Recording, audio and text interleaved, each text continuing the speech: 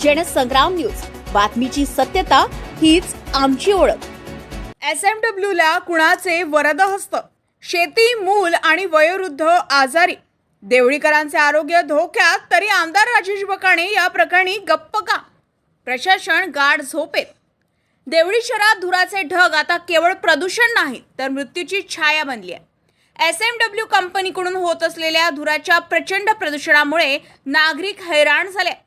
अनेकदा मोर्चे, आंदोलने, जन आक्रोश उसळला, पण गेंड्याची कातडी परिधान केलेले प्रशासनावर त्याचा काहीच परिणाम झाला नाही।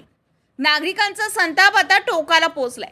प्रशासन गेंड्याच्या कातडीसारखे झाले आहे का, असा संतप्त सवाल नागरिक विचारत आहे।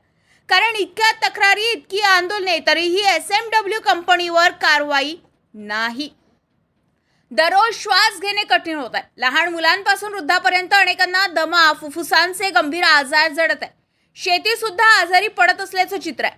घरावर आणि शेत जमिनीवर धुराचा थर साचलाय। यावरून किती मोठ्या प्रमाणावर प्रदूषण होत आहे, तरीही निर्दयी जिल्हा प्रशासन आणि प्रदूषण नियंत्रण समिती गप्प का? यामागे कुणाचा वरदहस्त आहे? स्थानिक लोकप्रतिनिधी शांत का आहेत? अधिकारी, कंपनी आणि लोकप्रतिनिधी यांचं साटेलोट आहे का, असा थेट आरोप आता नागरिक करत आहे।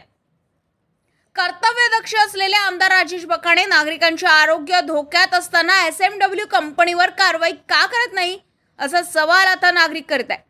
माध्यमांनीही वारंवार आवाज उठवला, टीकेची झोड उठवली, पण तरीही प्रशासनाची डोळे उघडत नाहीत। प्रशासनाच्या निगरगट्टपणामुळे नागरिकांचे आरोग्य धोक्यात आले। आता नागरिकच मोठे जन आंदोलन उभारून कंपनीला टाळे लावा आंदोलन करण्यात येणार आहे।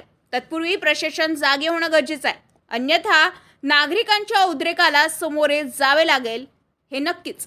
रविराज घुमे, जनसंग्राम न्यूज, वर्धा।